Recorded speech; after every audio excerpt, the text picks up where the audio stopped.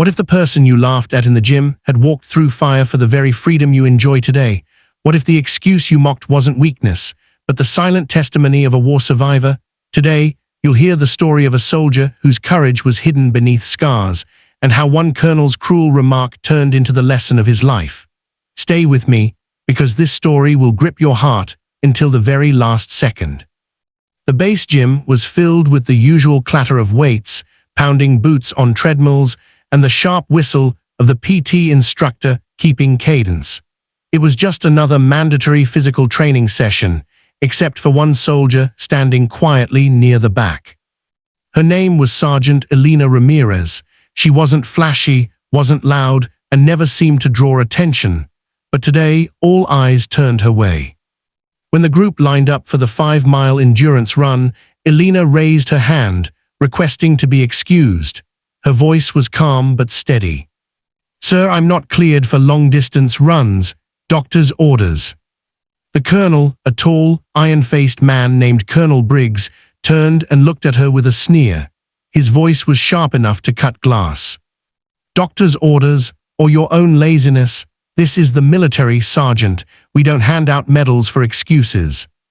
Laughter rippled through the line. A few soldiers smirked, others rolled their eyes. Elena said nothing. She lowered her gaze, as if she had learned long ago that silence was easier than defending herself. Briggs stepped closer, his boots thudding against the polished floor. "You wear this uniform, Sergeant, which means you pull your weight. Out here, no one cares about excuses." The sting of his words hung in the air. Some soldiers pitied her, others agreed with him, but no one knew the truth, not yet. That night, Elena sat in her bunk, staring at her reflection in the small mirror tucked into her locker. She traced the faint lines that spread across her shoulder, hidden beneath her shirt. Scars, thick, jagged, and deep, reminders of the day everything changed. Her mind drifted back to Kandahar, Afghanistan, the dusty road, the deafening roar, the explosion that ripped through her unit's conv.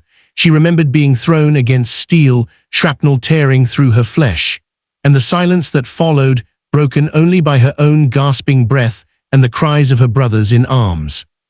The doctors had told her she'd never run like before, that the metal still embedded in her body would remind her every day of what she had survived.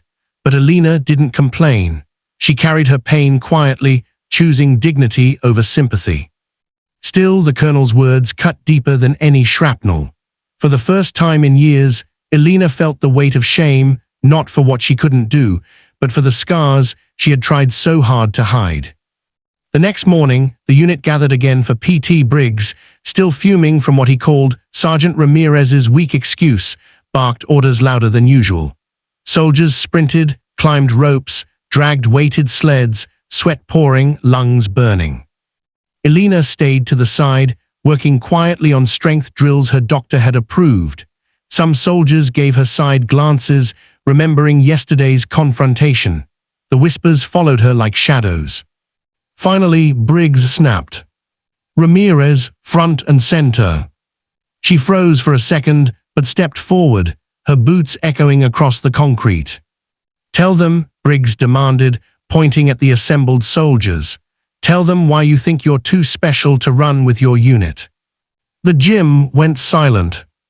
Elena's heart pounded, not from fear, but from the decision she was about to make. For years, she had hidden her scars, covering them with long sleeves and silence, but something inside her broke free. With slow, steady hands, Elena unzipped her jacket and slid it off. The room gasped. Across her shoulder, chest, and arms, deep scars carved a map of survival. Some were pale and healed, others raw and jagged. The mark of shrapnel still burned into her skin. "This," she said, her voice calm but firm, "is why I don't run 5 miles anymore." The colonel's face drained of color. His jaw tightened, but no words came.